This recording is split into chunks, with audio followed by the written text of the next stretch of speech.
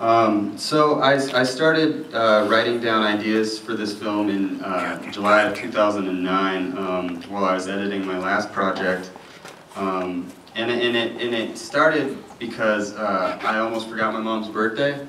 I called her at like 10:30 p.m. that day, and she's like, I knew you would call, and man, I almost totally forgot, you know. I think somebody texted me.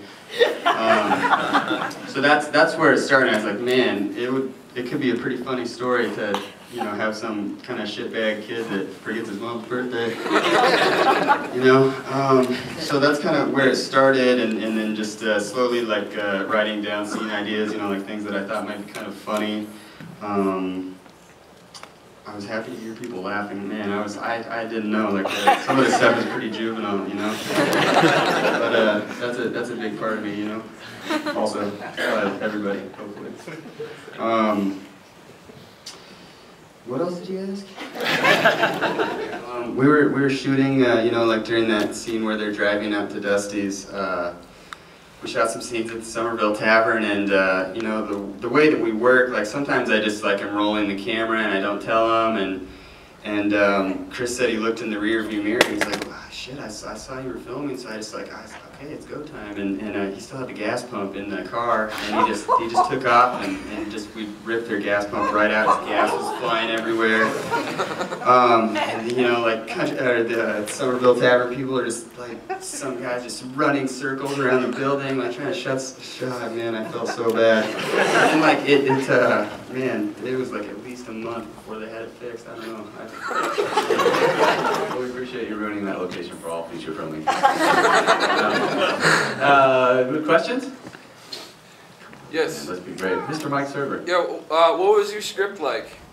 So the question was, what was the script like? I had about I don't know, maybe 12 or so page outline.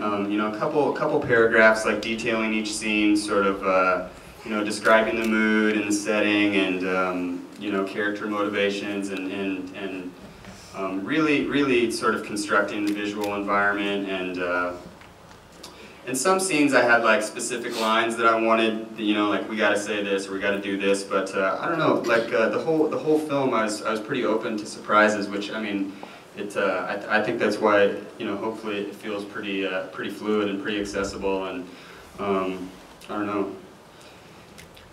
For me, it was a relief that I could do it that way, because literally Ian would call and say, can we come over right now? We're going to shoot this scene. And it's like, all right, but you better be here in 10 minutes. One night they came over that last scene, and I mean, I had how many people at my house? It was like a birthday party or something.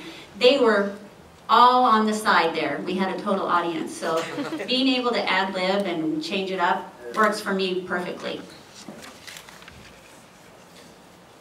It's better that way, because it's hard to remember everything if you get But mainly the scariest thing was he told me to be subdued and don't go over the top. And that was scary, so it was definitely acting. I was trying to be Yeah, I mean, were you just playing it like 50% maybe or something? I was trying to keep my mouth shut. On scale, I think it was 30% Dusty, 30% Dusty, 30% full Dusty. Probably one of the things that I really liked about Ian's filmmaking style is, as he said, it was just, you know, roll and kind of see what comes of it. We had certain lines that we wanted to hit, and I remember some takes that were 15, 20 minutes in length, and arms just getting exhausted holding the boom, but, you know, some really great stuff came out of it, so it was really great to actually see it up on the big screen. The question was about filmmaking strategies and whether or not working in such a fluid way was easier because we shot in our hometown, and I think, like you know, it's like Mandy just said, like, you know, I think things like that were certainly easier to manage, you know, growing up here and having a community like really interested and really invested. I mean, like most of the locations and things, you know, like we had well in advance, but there were a couple guerrilla missions, like I guess Safeway was actually really the only guerrilla location. We just went in there, and Gordon Royal was so cool. He just like came up quietly. He's like, "Hey, you really can't be doing this." And I was like, "We're almost done." He's like, "Okay." I mean, it was really cool, you know, like, so there were a couple moments, you know, and like ripping a gas pump, I mean, like, sorry. People were very, very helpful every step of the way. But as far as like,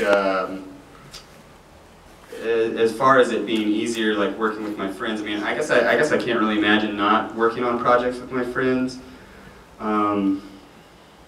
So I guess the place doesn't really fit. Same story, any film, I think. Although I do have a new short film that's a lot more scripted than this. I'd say probably like 70% of that is kind of scripted action and dialogue. Did I answer your question? Yeah. Okay.